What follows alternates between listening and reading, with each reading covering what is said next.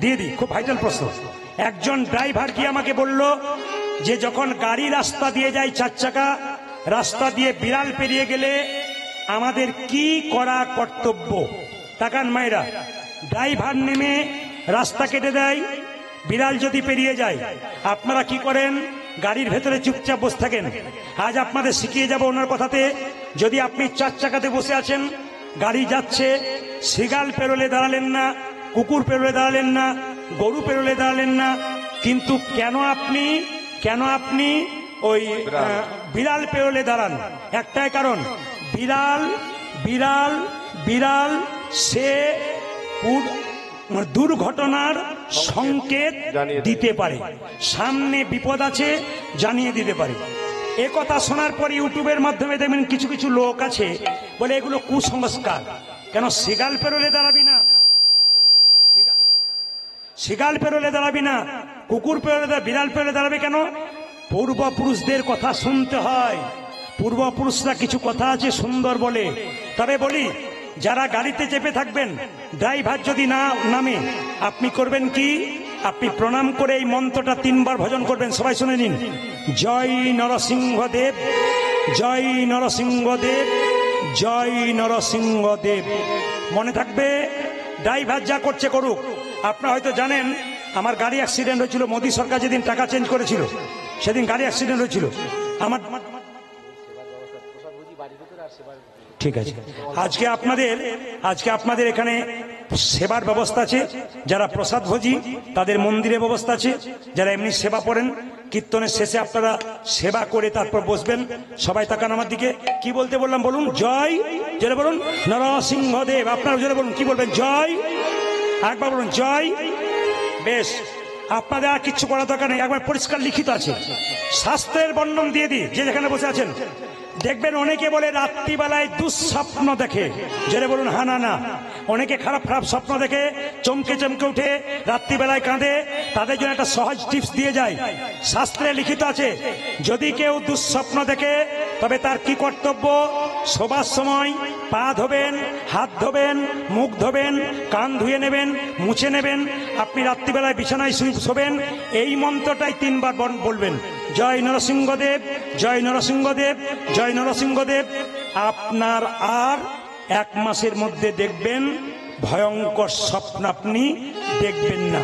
3 নম্বর প্রশ্ন যেটা ছিল, ওটা বলবো কি বলবো না মায়েরা বলবে। মেয়েদের পেটের কথা পেটে থাকে না কেন? না, ওটা বলার দরকার নাই, পরে বলবো। ও বাবা, এই যে মেয়েদের পেটের কথা পেটে থাকে না, বলবো না, ভাত দিয়ে দেবো। এই যে বলে রাখি, মেয়েদের পেটের কথা পেটে থাকে না কেন? যুধিষ্ঠির মহারাজের অভিশাপ, শুনে যাবেন। যুধিষ্ঠির মহারাজের অভিশাপ, প্রমাণ দেখুন, আমার দিকে তাকান। অনেক মেয়েরা দেখবেন স্বামী রাত্রিবেলায় বলে, শুনছো একটি কথা বলবো, কাউকে বলো না। তোর মেয়েটিকে বলে, আমি নারদ নাকি পাড়ায় পাড়ায় বলে বেড়াবো, তুমি বলছো, একবার বলেই দেখো তারপর কি করি। মায়েরা, যেই না বললো, সকালবেলায় পুকুর ঘাটে যাকে দেখছে তাকে বলছে, একটি কথা আমাদের লোক বলেছে, বলবি না কাউকে, আমি তোকেই বলেই বললাম। স্বামী উঠতে গিয়ে সকালে দেখলো পাড়াময় হয়ে গেছে। অভিশাপটা কার? যুধিষ্ঠির মহারাজের। মহাভারত তাকাবেন কোথায়? কুন্তী কুমারী অবস্থায় দুর্বাসা মুনির চরণ সেবা করেছিল। দুর্বাসা মুনি বলেছিল, কুন্তী তোমাকে আশীর্বাদ দেব। কুন্তী বলল, না, আমার মা শিখিয়ে দিয়েছে কারো সেবা করলে আশীর্বাদ নিতে নাই, দিয়ে যাব।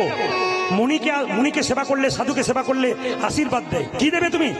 একটা মন্ত্র তোর কানে কানে বলে দিলাম, এই মন্ত্রটা মুখস্থ করে রাখ।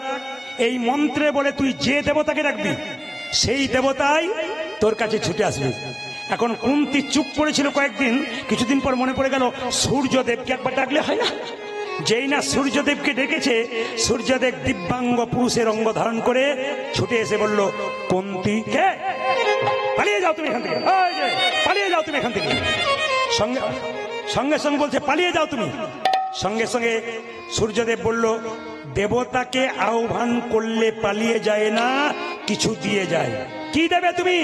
আমি তোমায় আলিঙ্গন দিতে চাই। চুপ করো, আমি নারী, আমার কলঙ্ক হবে, আমার নারীত্ব নষ্ট হবে, কুমারিত্ব নষ্ট হবে। দেবতার বরে কুমারিত্ব নষ্ট হয় না, দেবতার বরে কলঙ্ক হয় না। আলিঙ্গন দিলেন সূর্যদেব। কুন্তীর গর্ভে এলো পুত্র, তার নাম হলো কর্ণ। মায়েরা, কুমারী অবস্থায় সন্তান কেউ জানতে পেরে যাবে। কুন্তী কি করলো? জলের মধ্যে ভাসিয়ে দিল। যখন ভাসিয়ে দিল, ভাসতে ভাসতে রাধা বলে একটা মেয়ে, সেই ছেলেটাকে মানুষ করলো কর্ণকে। কর্ণ যখন বড় হলো, নদীতে স্নান করছে, একদিন কুন্তী চুপচাপ গিয়ে বলল, কর্ণ, কর্ণ কে? আমি তোর মা। চুপ করো, চুপ করো, তুমি আমার মা নও। আমি তোকে জন্ম দিয়েছি রে, তুই আমার। তাহলে রাধাকে? ও তোকে পালন করেছে, আমি তোকে জন্ম দিয়েছি। কি করে জন্ম দিলে? কি করে বলবো লজ্জার কথা? আমি কুমারী অবস্থায় তোকে জন্ম দিয়েছি, জলে ভাসিয়ে দিয়েছিলাম। মা, কি চাও তুমি? এসেছি শুধু একটা জিনিস চাইতে, সামনে কুরুক্ষেত্রের যুদ্ধ। তুই আমাকে বলে দে, কথা দে, আমার পাঁচটা ছেলে যেন বেঁচে থাকে। সঙ্গে সঙ্গে বলে উঠলো, হ্যাঁ, কথা দিলাম তোমার 5টা ছেলে বাঁচবে।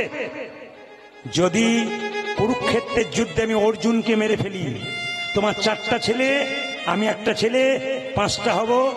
আর মা, আমি যদি মরে যাই, তবে তোমার 5টা ছেলেই থাকবে। কুরুক্ষেত্রের যুদ্ধ শুরু হয়ে গেল। কর্ণ রথটা মাটিতে গেঁথে গেল। চিৎকার করে কৃষ্ণ অর্জুনকে বলল, কর্ণকে মারো, কর্ণকে মারো, কর্ণকে মারো। কর্ণকে মারল।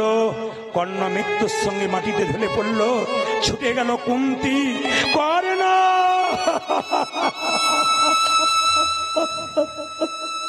কর্ণ,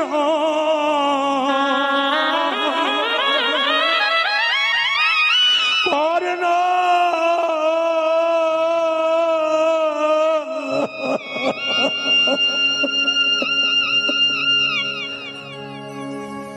কর্ণকে জড়িয়ে ধরেছে মা।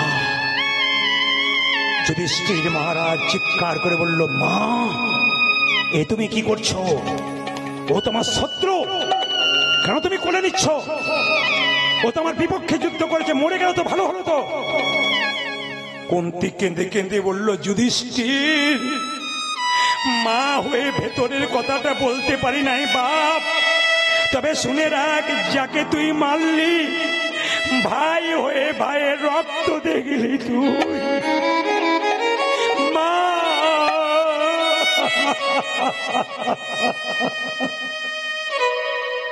তুমি আগে বলনি কেন মা? আমার দাদা, আমি কুমারী অবস্থায় জন্ম দিয়েছিলাম একে, লজ্জায় বলতে পারি নাই। যদি আগে বলতে, তাহলে কুরুক্ষেত্রের যুদ্ধে আমি দাদার সাহায্য পেতাম। আমার হাতে দাদা। মা, তুমি যখন এত বড় গোপন কথা ভেতরে লুকিয়ে রেখেছিলে, তোমার উদ্দেশ্যে পৃথিবীর প্রত্যেকটি নারীকে অভিশাপ দিলাম। তোমার জন্য আজ থেকে পৃথিবীর কোন মায়ের পেটে তাদের ভেতরের কথা থাকবে না, তারা বাহির করে ফেলবে। দোষটা আপনাদের নয়, দোষটা আপনাদের নয়, যুধিষ্ঠির মহারাজের অভিশাপ। এতক্ষণ ধরে যারা কীর্তন শুনলেন, রঘুনন্দনের জন্ম তো হলো, আপনারা যেভাবে এটে সেটে বসে আছেন, কিন্তু আমার মনে হচ্ছে আপনাদের ছাড়তে চাইছি না।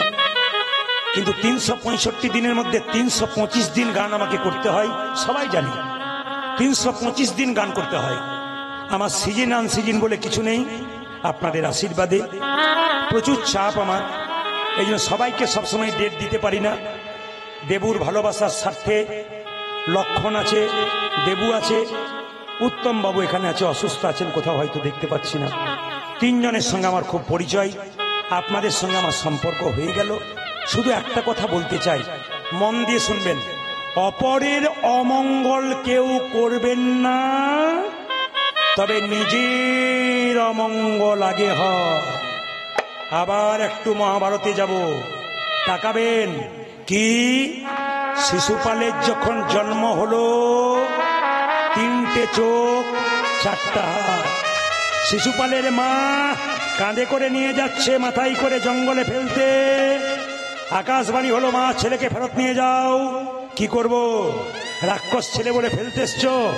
তোমার ছেলেকে সবাই দেখতে আসবে, এমন একজন দেখতে আসবে যে দেখার সঙ্গে সঙ্গে তোমার ছেলের 2টো হাত, 1টা চোখ খসে পড়বে, জানবে তারই হাতে তোমার ছেলের মৃত্যু হবে। এসেছিল মা? কৃষ্ণ। আমি কেন বলছি এটা আপনারা সবাই জানেন গল্পটা, কেন বলছি শেষ জায়গাটা শুনবেন। কেন বলছি? অপরের অমঙ্গল করলে আগে আপনার হয়। প্রমাণ দেখুন, সঙ্গে সঙ্গে শিশুপাল শুয়ে আছে ভাইয়ের কোলে, কৃষ্ণ এলো, সঙ্গে সঙ্গে একটা চোখ দুটো হাত খসে পড়ে গেল। তার মা জিজ্ঞেস করলো, কৃষ্ণ আমি তোর কে? পিসি।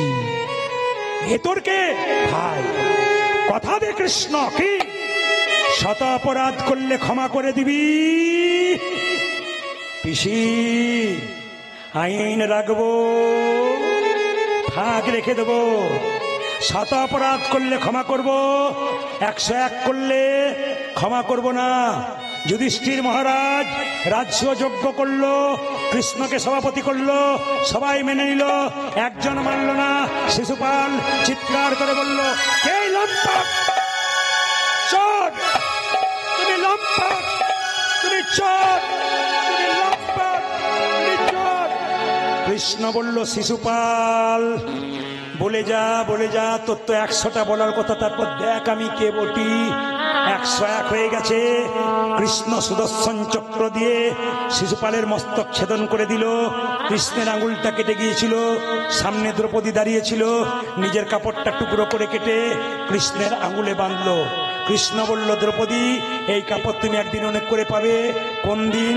বস্ত্রণের দিনে। এই পর্যন্ত জানেন।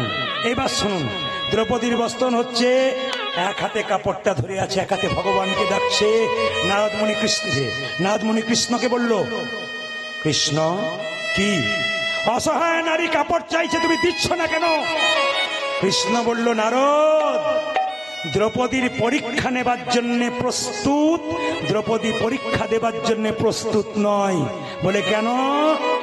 আমাকে এক হাতে ভরসা করেছে, এক হাতে ডাকছে। শোনো নারদ, এ জগতে যে 2 হাত তুলে ডাকে না, সে আমার কৃপা এখনো দিতে পারে না। দ্রৌপদী বলে উঠল, যা কিছু আমার সকলই তোমার, সকলই তোমার, আমার কেবল তুমি, আমার কেবল তুমি। জীবনে মরণে জনমে জনমে জনমে প্রাণনাথ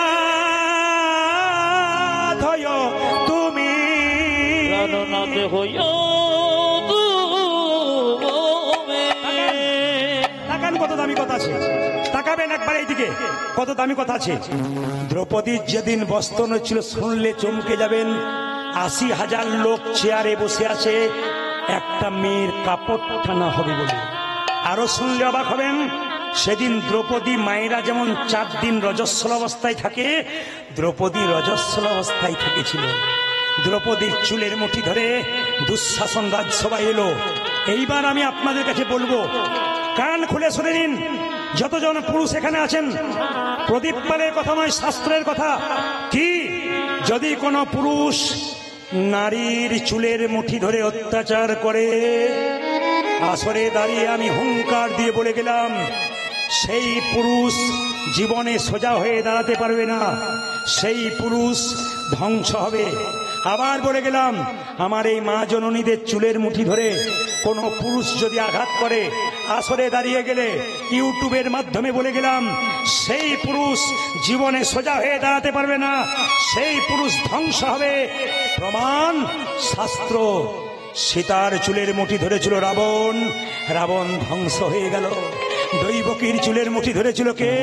কংস, কংস ধ্বংস হয়ে গেল। দুঃশাসন চুলের মুঠি ধরেছিল দ্রৌপদীর, ধ্বংস হয়ে গেল দুঃশাসন। তাই বারবার বলবো, ধ্বংসের হাত থেকে রক্ষা পাবেন, চুলের মুঠি ধরে আঘাত করবেন না। দুঃশাসন, সবাই তাকান, এই উত্তরটা দেবার জন্য বললাম। কি অপরের অমঙ্গল করলে আগে নিজের অমঙ্গল হয়। দুঃশাসন কাপড় টানছে দ্রৌপদীর।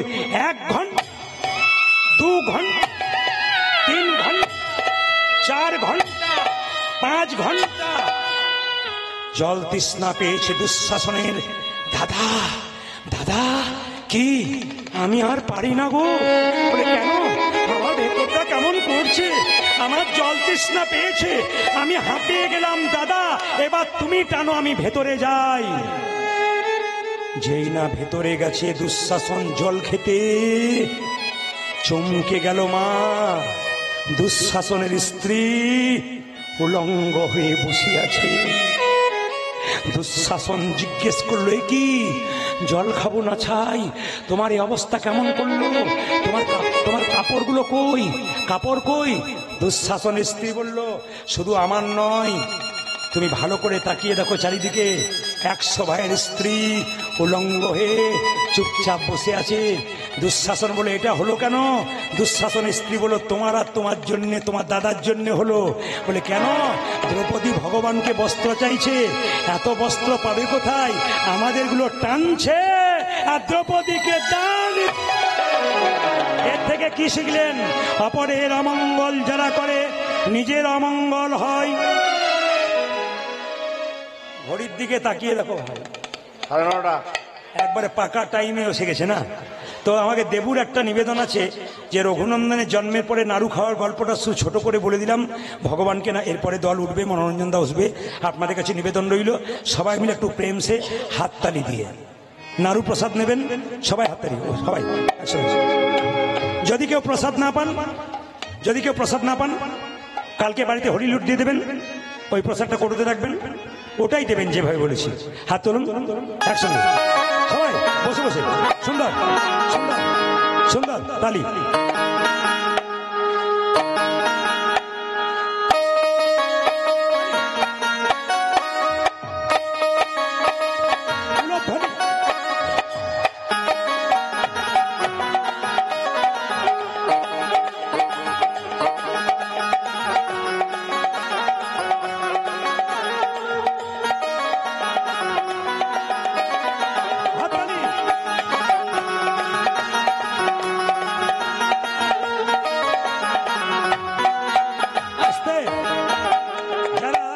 যারা প্রসাদ পাবেন, অন্ন পাবেন, সেবা পাবেন, যেমন খাবার আগে হাত ধুতে হয়, প্রসাদ পাওয়ার আগে হাতে একটু তালি দিতে হয়। সবাই মিলে হাততালি দেবেন। আমার ফোন নাম্বার যারা চান ওখানে গিয়ে তাদেরকে বলে দিই, নাম্বারটা লোড করে নেবেন। ইউটিউবের মাধ্যমে লোড হচ্ছে, এরা যখন ছাড়বে আপনারা দেখতে পাবেন। সব ইউটিউবার যারা আছেন তারা ছাড়বেন, নাম্বারটা বলে দিচ্ছি, 62 96 14 14 27, 62 96 14 14 27, এই নাম্বারে কল করবেন। 1 বছর আগে কথা বলতে হয়। হাত তুলুন, হাত তুলুন, তালি বাজাও বাজাও বাজাও।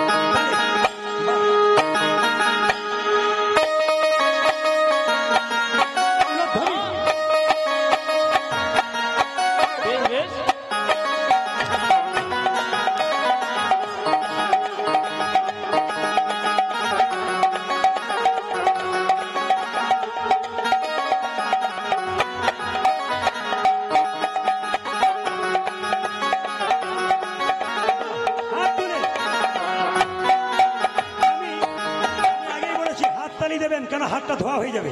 হাত তুলুন। শ্যামল তনু যে হলো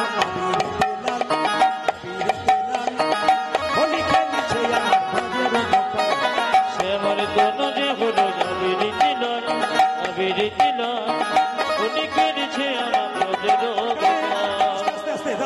যারা কীর্তন দিচ্ছে তারা ধন্যবাদ তাদেরকে। এখানে হারু বসে আছে সামনে, ওর বাড়িতে আমি কীর্তন করেছি, খুব কষ্টের মাধ্যমে কীর্তন করান। আপনারা সবাই যাবেন, ওর বাড়িতে কীর্তন হয়। সবচেয়ে প্রেম সে হাত তুলুন। শ্যামল তনু যে হলো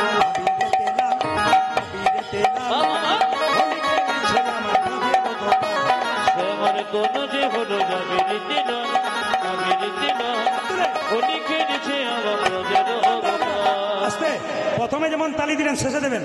এই যে সাথে লইয়ে শ্রীরাম সুদাম, সাথী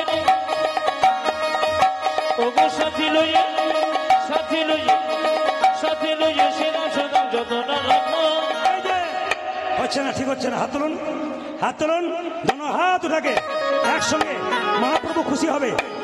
সাথে লইয়ে শ্রীরাম সুদাম যত না রাখে, সাথে লইয়ে শ্রীরাম সুদাম যত না রাখে, সাথে লইয়ে, হ্যাঁ হ্যাঁ, সাথে লইয়ে, হ্যাঁ হ্যাঁ, সাথে লইয়ে শ্রীরাম সুদাম যত না রাখেন। তবু সাথী লইয়ে, সাথী লইয়ে সাথী লইয়ে শ্রীরাম সুদাম যত না রাখো।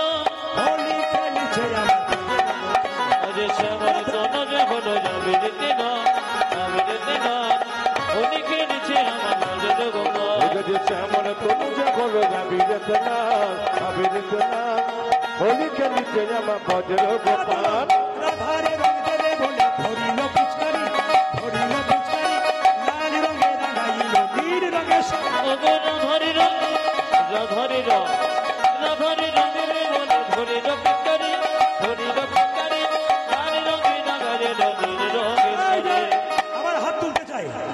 তুলুন ও মায়েরা। আস্তে। ভাবছো বসে চলবে কিসে, তুমি ভাববার কে? যিনি ভাববার তিনি ভাবছেন, তুমি ভাবো তাকে। হাত তুলুন। রাধারে রাধারে রং দেবে বলে ধরিল পিচকারি,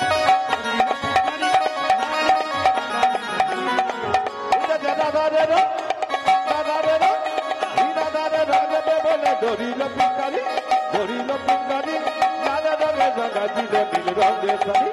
রাধা বলে রং দিও না দোহাই নন্দনা, রাধা বলে রং দিও না দোহাই নন্দনা, বুঝো যে রাধা বলে রং দিও না দোহাই নন্দনা, হোলিকে নিচে আমার ভজের গোপাল। শ্যামল তনু যে হলো যাবে যেতে না, যাবে যেতে না, হোলিকে নিচে আমার ভজের গোপাল।